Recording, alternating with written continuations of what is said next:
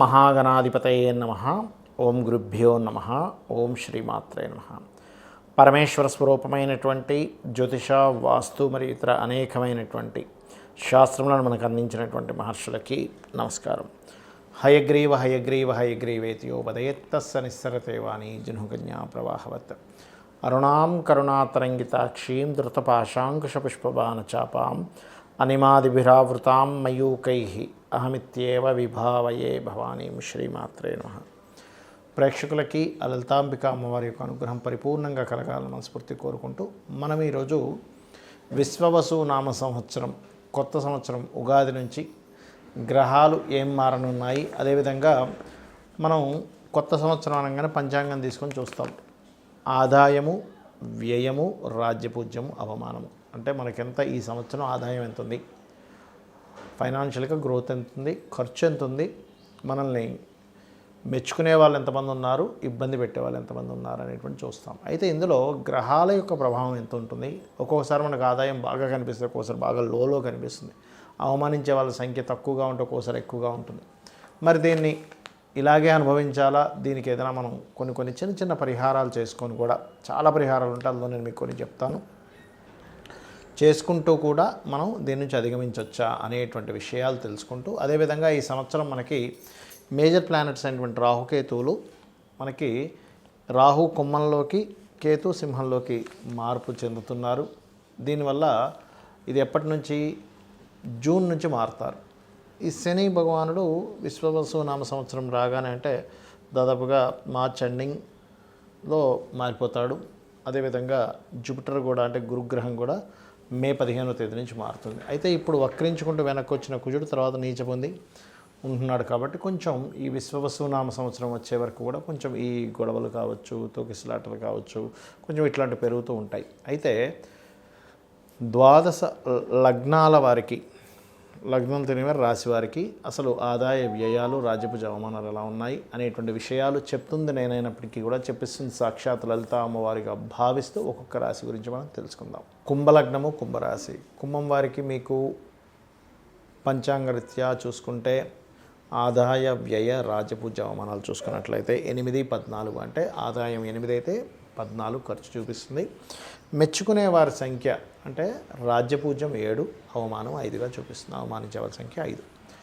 ఇక్కడ మీకు మెచ్చుకునే వారి సంఖ్య పెరగాలి అని అనుకుంటే ఒకటే గుర్తుపెట్టుకోండి, ఏమిటది, మీరు ఈ కుజుడు నీచంలో ఉన్నందుకు కొంచెం మొదటి 3 నెలలు కొంచెం ఈ అవమానాల విషయంలో కొంచెం జాగ్రత్తగా ఉండండి. అనవసరమైన గొడవలు ఇట్లాంటివి జరుగుతూ ఉంటాయి.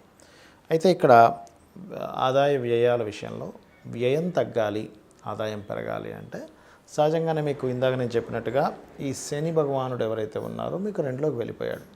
కాబట్టి కొంచెం శనికి సంబంధించిందే చేసుకుంటుండాలి. ఎక్కువ మీకు ఆదాయం పెరగాలంటే 12వ అధిపతి శని 2లో ఉన్నాడు. కాబట్టి అంటే ఏం చేస్తామండి, ముఖ్యంగా ఏలినాడు శని నడిచేవారు ఎవరైనా సరే, అర్ధాష్టమ శని కావచ్చు, అష్టమ శని కావచ్చు, నడిచేటువంటి వారు ఈ మంత్రం లలితాసహస్రనామాల్లో ఓం అనాకలిత సాదృశ్య చుబుక శ్రీ విరాజితాయే నమః అనే మంత్రం చేయడము, నువ్వులు దానంగా ఇవ్వడము, నూనె దానంగా ఇవ్వడం ఎక్కువగా చేస్తూ ఉండాలి.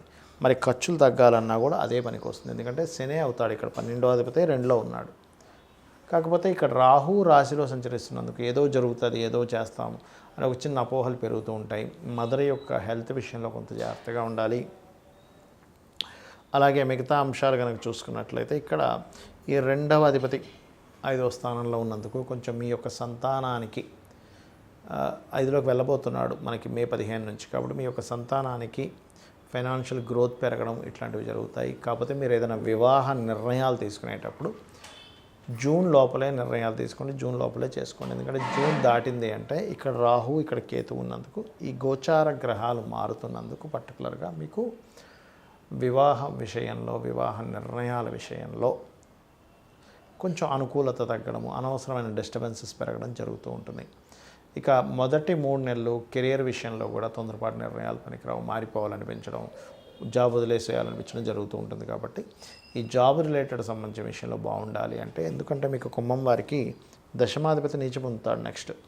కాబట్టి మొదటి 2-3 నెలలు కొంచెం స్ట్రెస్ ఉంటుంది. దానికి మీరు ఓం మాణిక్య మకుటాకార జానుద్వయ విరాజితాయే నమః అనే నామస్మరణ కనుక చేసినట్లయితే ఖచ్చితంగా మీకు బాగుండడం జరుగుతుంది.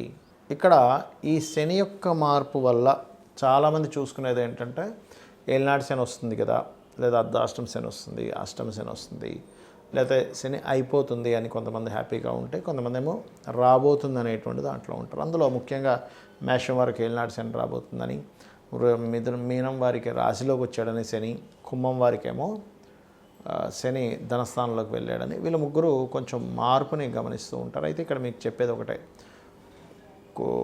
శని ఎక్కడున్నా అంటే మీ జన్మజాతకంలో ఎనీ హౌస్ గుర్తుపెట్టుకోండి, ఆ హౌజ్కి సంబంధించిన విషయంలో కొంచెం స్ట్రెస్ అవుతూ ఉంటుంది, గుర్తుపెట్టుకోండి. లగ్నం నుంచి ఎన్నో స్థానంలో ఉన్నా, కాకపోతే కొన్నిసార్లు ఏమవుతుందంటే మీకు కొన్ని సందర్భాల్లో ఈ శని భగవానుడు ఇచ్చేటువంటి రిజల్ట్స్ ఒక్కోసారి పాజిటివ్గా కూడా ఇస్తాడు, గుర్తుపెట్టుకోండి. ఎప్పుడూ నెగిటివ్గా ఉంటుందని రూల్ లేదు. కాకపోతే పాజిటివ్గా ఇవ్వాలి అంటే మీరు చేయవలసింది ఏమిటి తెలుసుకోండి ముందుగా. ఇక్కడ ఇంకొక విషయం చెప్పి నేను మీకు పరిహారం చెప్తాను శనికి సంబంధించిన విషయంలో. ఒకటి, శని నడుస్తుంది కదా వివాహం అవ్వదు అనుకుంటే తప్పు. శని భగవానుడు నడుస్తున్నాడు కదా, ఎక్కడ కూడా మీకు వివాహంతో పాటు సంతానం కలగదేమో అనుకుంటే కూడా తప్పు, రాజకీయంగా రాణించాలనుకుంటే కూడా తప్పు. ఎందుకంటే ఇక్కడ ఎప్పుడు కూడా శ్రమకారకుడు, ఉద్యోగాలు వస్తాయి, వివాహాలు అవుతాయి, రాజకీయంగా రాణించడం జరుగుతుంది, సంతానం కూడా కలగడం జరుగుతుంది. కాకపోతే ప్రతిదీ కూడా కొంచెం స్ట్రెస్ఫుల్గా వెళ్తూ ఉంటుంది, పెయిన్ఫుల్గా వెళ్తూ ఉంటుంది. ఇది కొంచెం చూసుకోవాలి, గుర్తుపెట్టుకోండి. మరొక విషయం ఏంటంటే ఇక్కడ గమనించుకున్నట్లయితే ఈ యొక్క ప్రభావం ఏదైతే ఉందో శనికి సంబంధించిన ప్రభావం, పర్టికులర్గా మీరు ఎవరైతే రెగ్యులర్గా అంటే ఏలినాటి శని, అర్ధాష్టమ శని, అష్టమ శని నడిచేటువంటి వారు, లేదా శని దశ నడుస్తుంది కొంతమందికి ఆ శని దశ, శని మంచి పొజిషన్లో ఉంటే మంచి ఫలితాలు కూడా ఇస్తాడు, బ్యాడ్ పొజిషన్లో ఉంటే ఆ 19 years ఆఫ్ శని దశ ఇబ్బంది పడుతూ ఉంటారు. దీనికి పరిహారం ఏమిటి అంటే, ఫస్ట్ ఆఫ్ ఆల్ మీరు నిత్యము ఉదయము సాయంత్రము దీపారాధన చేయడం ప్రారంభించండి, ఒకటి. రెండవది, వీటితో పాటు ఇందాక మనం చెప్పుకున్నటువంటి ఏలినాటి శని, అర్ధాష్టమ శని, అష్టమ శని నడుస్తున్నటువంటి వారు మధ్యాహ్నం పూట నిద్రపోకండి.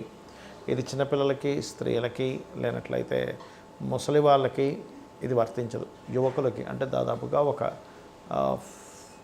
15 years ఆఫ్ ఏజ్ నుంచి దాదాపుగా 50 to 55 వరకు కూడా ఇది మధ్య వయస్కులకి కూడా ఇది వర్తిస్తుంది. యువకులకి, మధ్య వయస్కులకి కూడా మధ్యాహ్నం పూట నిద్రపోకండి. ఇక నైట్ డ్యూటీస్ చేస్తాము, పొద్దున్న కాసేపు నిద్రపోదామంటే దట్ ఈస్ డిఫరెంట్ థింగ్. మీరు నైట్ డ్యూటీ చేసే వాళ్ళ గురించి కాదు ఇది.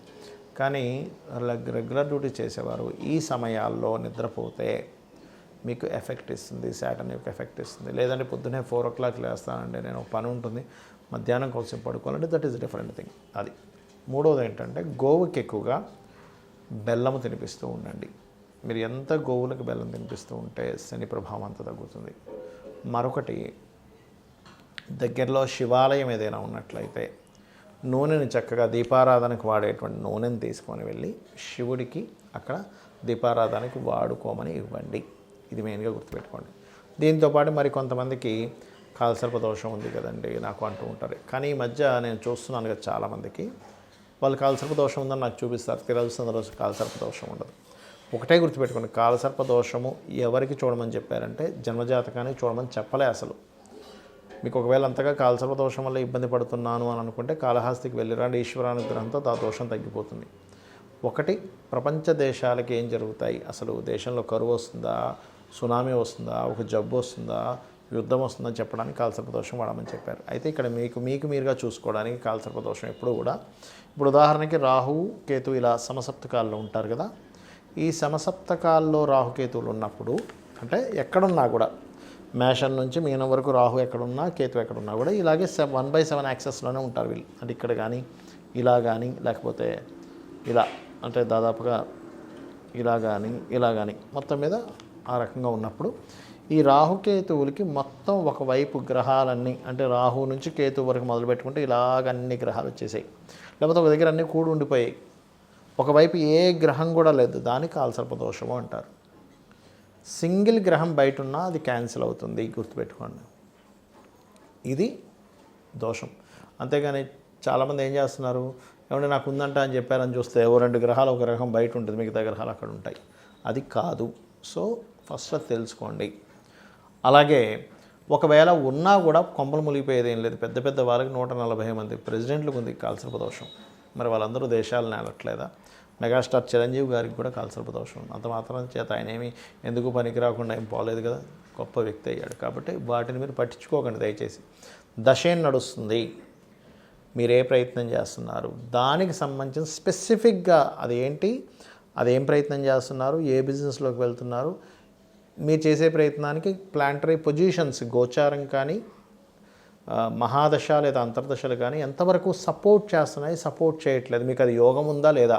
యోగం ఉన్నప్పుడు ట్రై చేయడం వేరు, యోగం లేనప్పుడు ట్రై చేయడం వేరు. అంటే ఉదాహరణకి తిరుపతికి వెళ్తున్నాం, అసలు ఆ రూట్లో తిరుపతి ఉంటే కదా మీరు వెళ్ళి ప్రయాణం చేసినా సరే మీరు ఆ తిరుపతికి వెళ్ళేది. అసలు ఆ రూట్లో తిరుపతే లేదు, ఎంత దూరం అని ప్రయాణిస్తారు, దాన్నే యోగం అంటారు. ఆ రూట్లో తిరుపతి ఉంటే కాదండి ఇంకొంచెం దూరం వెళ్తే రీచ్ అవుతామని చెప్పుకోవచ్చు. అసలు లేదు, పరిస్థితి ఏంటి?